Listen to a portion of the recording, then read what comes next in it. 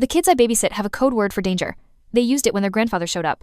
On the first Saturday of winter break, the 7-year-old girl I babysit found a note stuck under a magnet on the fridge. She tugged on my sleeve and said, "Sam, why does it say, if you ever feel weird, say pineapple?" On the paper, in her mom's handwriting, it said, "If you ever feel weird, say pineapple. Love, Mom." Her little brother, who's 5, wrinkled his nose and asked, "Is that a game or a secret mission?" I didn't shout. I didn't roll my eyes and tell them their mom was being paranoid. I made one small change. I took a picture of that note, saved their mom's number under emergency, and decided that if those kids ever said pineapple in a way that didn't sound like a joke, I was going to act like it was real. I had no idea that a few weeks later, their grandfather would show up at the front door, smiling. And both kids would use that code word at the exact same time. My name is Sam. I'm 21 years old, and I live in a suburb just outside Denver, Colorado. I'm a college student, part-time barista, and on weekends, I babysit for a family a few streets over, Emma, her 2 kids, and, according to the kids' drawings on the fridge, a very fluffy cat. The kids' names are Maddie, 7, gap-toothed smile, loves drawing and has opinions about everything. Ben, 5, dinosaur obsessed, always sticky, follows Maddie like a little shadow. Their mom, Emma, is in her mid-30s. She's a nurse, single, and one of those moms who walks that thin line between laid back and cool, and you can tell she's seen some stuff, so the rules she does have are non-negotiable.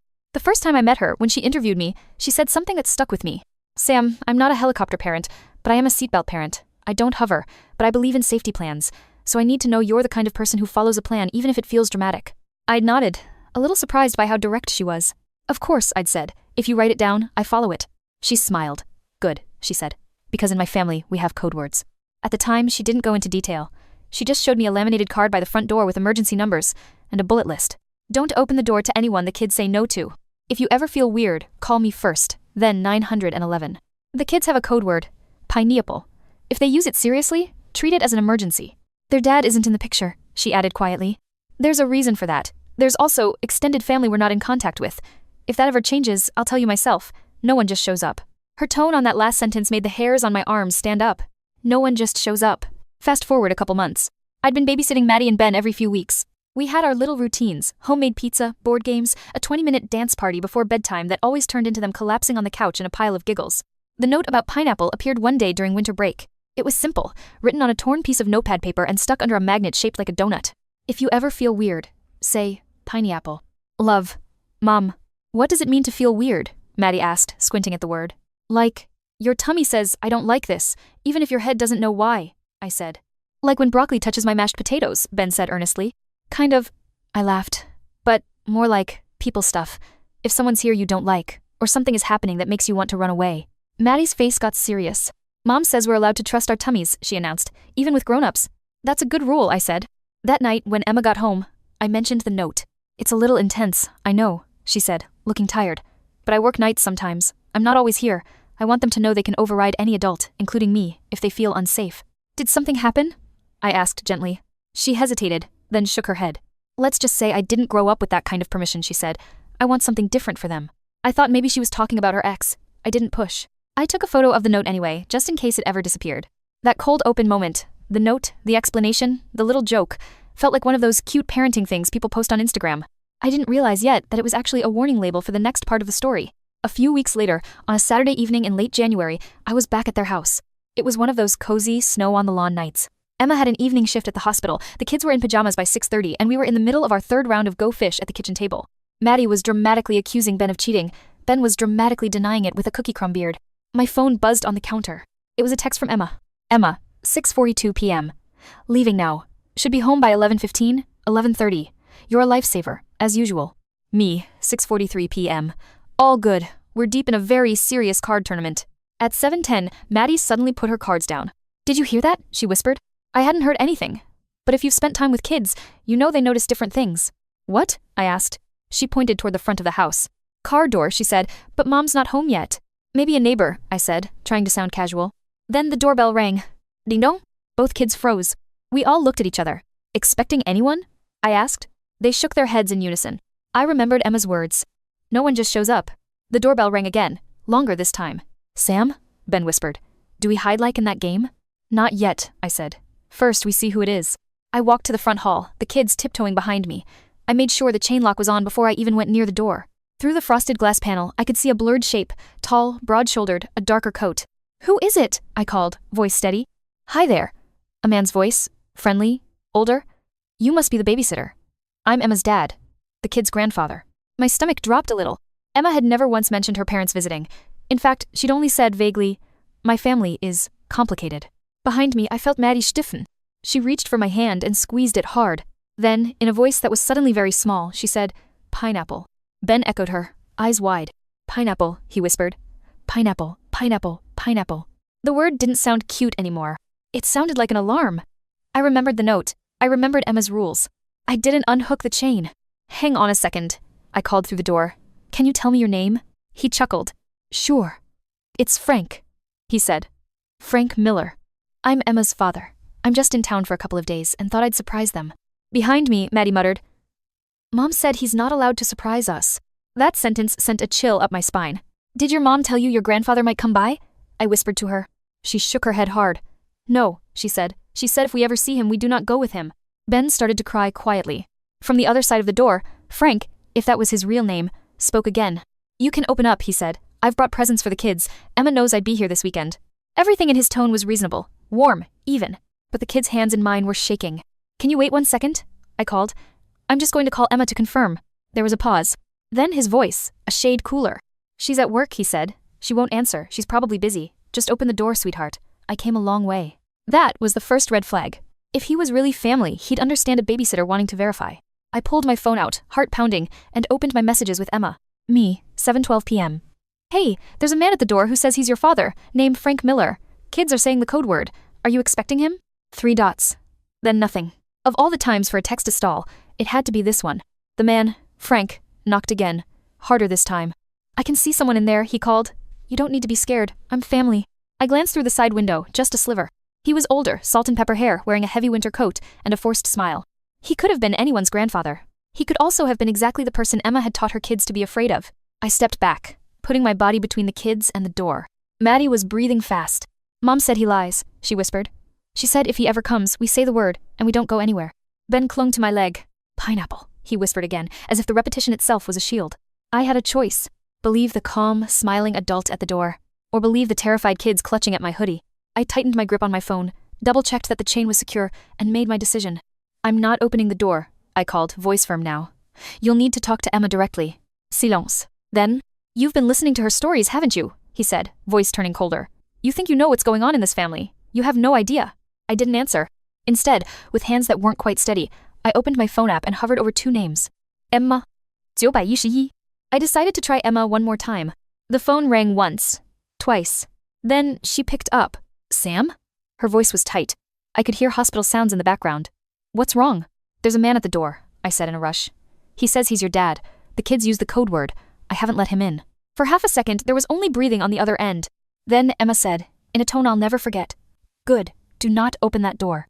Listen to me very carefully, Emma said, her voice low and urgent. You're doing the right thing. He is not supposed to be there. My heart was pounding so hard I could hear it in my ears. Okay, I said. He's saying you know he's in town, that you're fine with it. That's a lie, she said flatly. Hang on. I heard muffled voices on her end, then a door closing, probably stepping into a quieter room. Sam, I'm going to tell you something I hoped I'd never have to tell you like this, she said. My father has a no-contact order regarding my kids. He is not allowed near them, ever. I gripped the phone tighter. A no-contact order? I repeated. It's like a restraining order, but specifically about the children, she said. If he's there, he's already violating it. As if on cue, there was another pounding knock at the door. Emma, I can't exactly tell him that without making things worse, I whispered. He's right outside. The kids are freaking out. Okay, she said, thinking out loud. Here's what we're going to do. You're not alone, right? The neighbors are close? Yeah, I said. The Patels are across the street, the Carsons next door. I want you to take the kids and go to the neighbor you trust most, she said. Call 911 from there. Tell them there's a no-contact order and he's violating it. Should I tell him we're leaving? I asked. No, she said. He can't come in if you don't open the door. Go out the back. Lock everything behind you if you can. I'm leaving work now and heading home. I'm about 20 minutes away. Behind me, Maddie tugged on my shirt. What is Mom saying? She whispered. She's saying we did the right thing, I said, and that we're going to Mrs. Patel's. She nodded, eyes huge. On the other side of the door, Frank's voice came again, this time with an edge. Emma, he called. Are you on the phone with them? Are you really doing this? Keeping me from my own grandchildren? He must have guessed I'd called her. How does he know? I whispered. He always guesses, Emma said grimly. He's very good at reading people. That's what makes him tricky. A chill ran down my spine. Quickly, I put her on speaker, lowered the volume, and bent down to the kids. "We're going to play a game," I said softly. "It's called Sneak to the Safe House. We're going to go out the back, super quiet, like ninjas, and we're going to Mrs. Patel's. Mom says that's the plan." Maddie nodded, grabbing Ben's hand. "Do we say the word again?" Ben whispered. "You already did the bravest part," I said. "Now we follow the plan."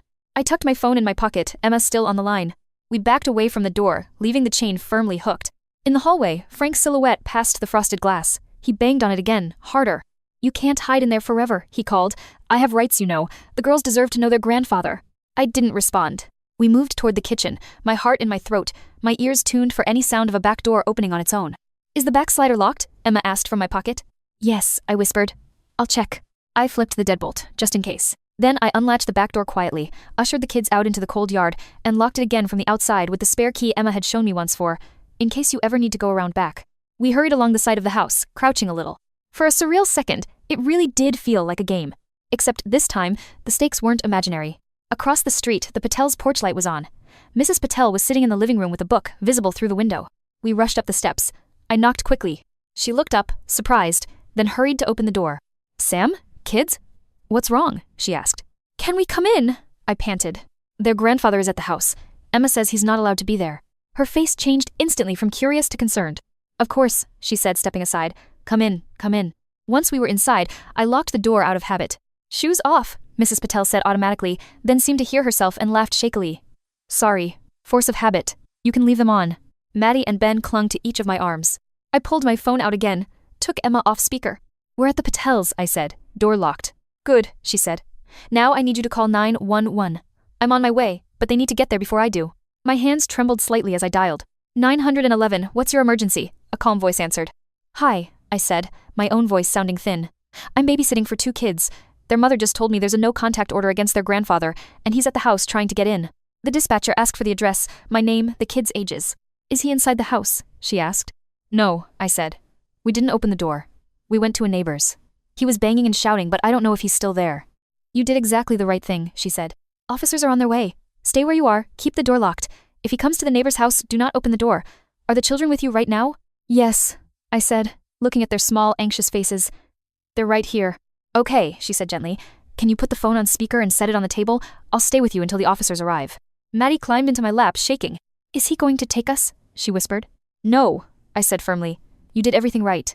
Your mom set up a plan and you followed it. The police are coming and your mom is on her way." As if on cue, in the distance, I heard the faint sound of sirens.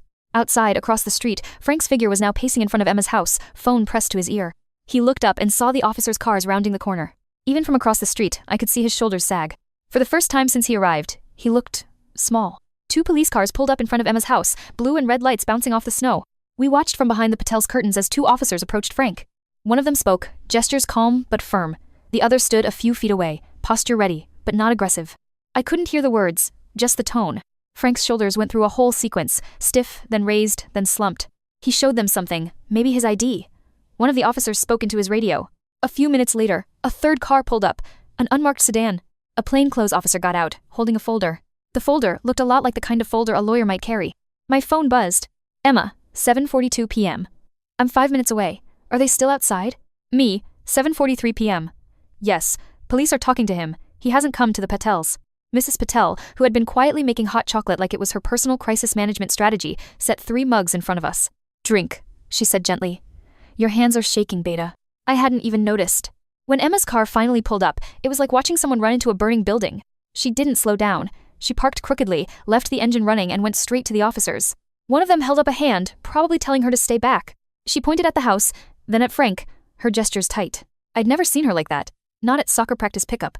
Not at late-night babysitter drop-offs. This was a different version of Emma, the one who wrote code words on fridge notes and laminated safety plans. A few minutes later, one of the officers walked across the street and knocked on the Patel's door. Mr. Patel let him in. "Are you Samantha?" the officer asked. "Yes," I said, standing up, nearly spilling my hot chocolate. "I'm Officer Daniels," he said. "The kid's mother is here. She'd like to see them, and we need to take a brief statement from you about what happened. Is that okay?" I looked at Maddie and Ben. They both nodded, eyes glued to the window where they'd seen their mom. We walked back across the street together, the cold air biting my cheeks.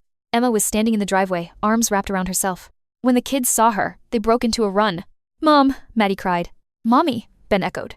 She dropped to her knees on the cold concrete and hugged them both so tightly I could hear them gasp. You did so good, she said into their hair. I am so proud of you. They clung to her, crying now, the adrenaline finally breaking. Officer Daniels led me a few steps away. Can you just walk me through what happened? He asked, notebook in hand.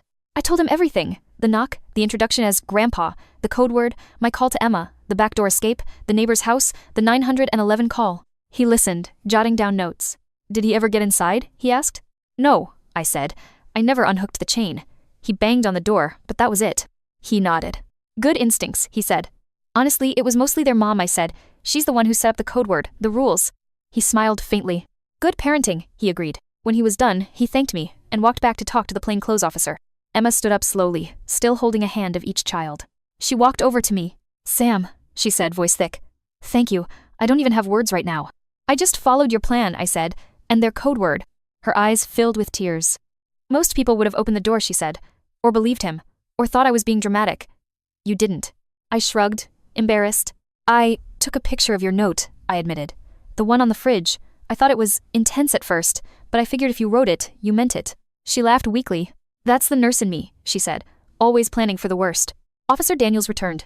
We've confirmed the no-contact order, he said to Emma. He was served with it 6 months ago. Showing up like this is a violation. Is he going to jail? Maddie asked suddenly, her voice small. Emma looked at the officer, then at her daughter. For tonight, he's going to go with the officers. Officer Daniels said gently. A judge will look at what happened and decide what happens next. What matters right now is that you're safe and you did the right thing. He handed Emma a card. This has the case number and our contact info, he said. I'd also suggest touching base with your lawyer. She nodded, expression tight. When the police cars finally drove away with Frank in the back of one of them, the neighborhood exhaled. Back inside the house, with the door firmly locked and the chain back on, Emma sat us all down at the kitchen table. The same table where we'd played Go Fish an hour earlier. Okay, she said, rubbing her hands together. I think it's time I explain a little more. You all deserve that. Maddie and Ben sat on one side, still sniffling a little. I sat on the end, unsure if I was supposed to be part of this conversation. Your family tonight, Emma said to me, as if reading my mind. You stay. She took a deep breath. You know how I've told you my childhood wasn't like yours, she started, looking at the kids. That there were some people in my family who weren't safe? They nodded. Grandpa was one of those people, she said quietly. When I was little, he did things that hurt people in our house, not just with his hands, but with his words, his rules, his control. He didn't respect boundaries. He thought being a parent meant owning your kids. She paused, choosing her words carefully. He also tried to take you once, she added. My eyes widened. What? I blurted, then clamped my mouth shut. Emma gave a humorless smile. A year ago, she said. Before the court order. I hadn't spoken to him in years. I thought he didn't know where I lived. One day, I opened the door and he was just there. He said he wanted to see his grandchildren. I said no. He pushed past me. Maddie's eyes filled with tears. I remember a little, she whispered. You were shouting. He said you were turning us against him. Emma nodded. You and Ben were in the living room, she said. He tried to talk to you directly, told you I was crazy, that I made up stories. He tried to get you to go with him for ice cream even though I was saying no. She swallowed hard. That was the day I decided we needed a code word, she said, and a formal piece of paper that said he couldn't come near you. She reached into a folder on the counter and pulled out a document with a court seal. I recognized the format. I'd seen one once when a friend showed me her restraining order against an ex. This is the no contact order, she said.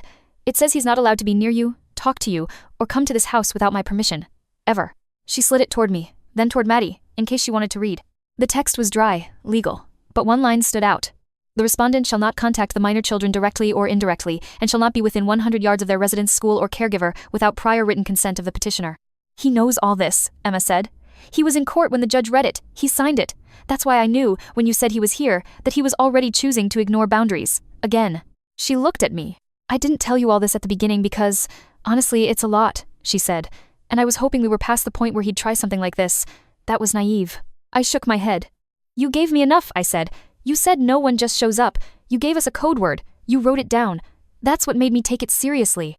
She smiled sadly. Well, she said, looking at the kids, you took it seriously too. You remembered. You listened to your tummies. That's the most important thing to me. Ben sniffled. Are we in trouble? He asked. Emma reached across the table and took both of their hands. No, she said firmly. You are the opposite of in trouble. You're safe, and you helped keep each other safe. That's what the code word is for. She glanced at me.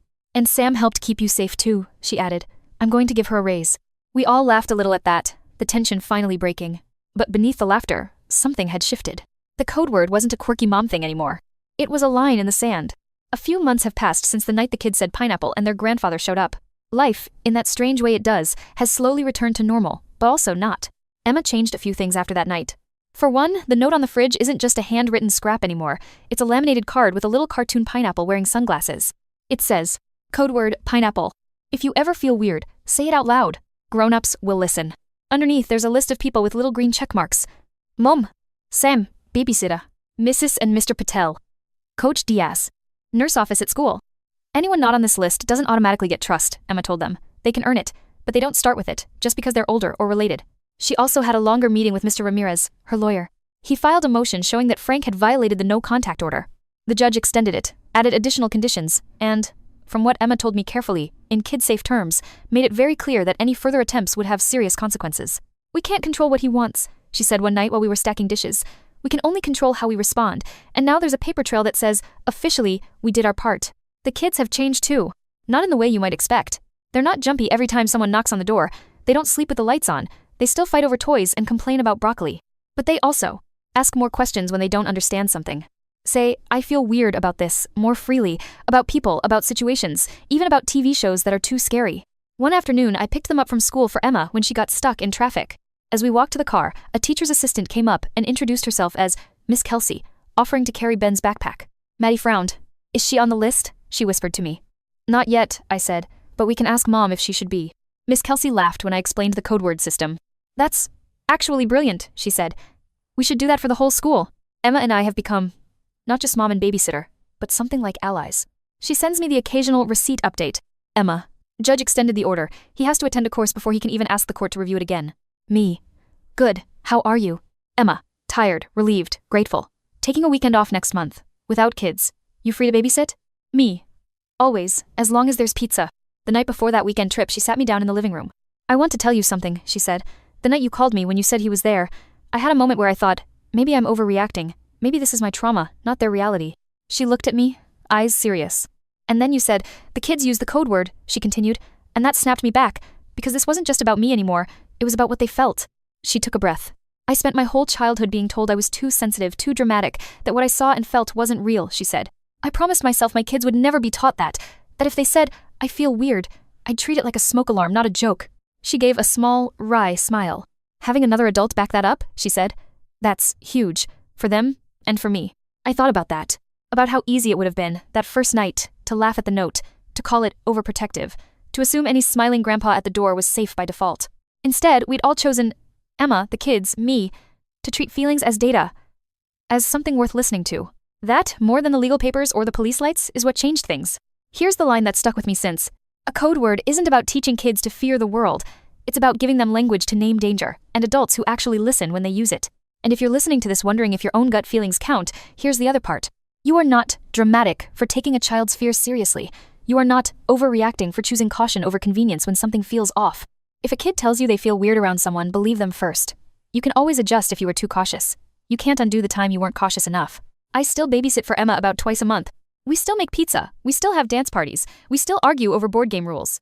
Every time I walk past that pineapple card on the fridge, I feel this quiet gratitude that we live in a world where some parents don't just hope their kids will be safe. They make a plan, and they find people, sitters, neighbors, teachers, willing to follow it. So that's the story of how the kids I babysit used their code word for danger when their grandfather showed up, and how that one word turned a he's probably fine moment into a clear, firm boundary. If you take anything from this, let it be this. You don't lose anything by taking safety seriously. You lose a lot by wishing you had. Whether you're a parent, a babysitter, a big sibling, or just someone kids look up to, you're allowed to choose caution. You're allowed to say, we're going to follow the plan, even if it makes an adult uncomfortable. Now I want to know, if you were in my position and an older relative you'd never met showed up while you were babysitting, would you open the door or trust the kid's code word like I did? Tell me in the comments. I read as many as I can, and your stories and opinions might really help other people in similar situations. And if you like calm, detailed, real-life style story times about family, boundaries, and the small decisions that change everything, go ahead and subscribe to the channel and turn on notifications so you don't miss the next story. Your support helps us keep making these long-form videos for you.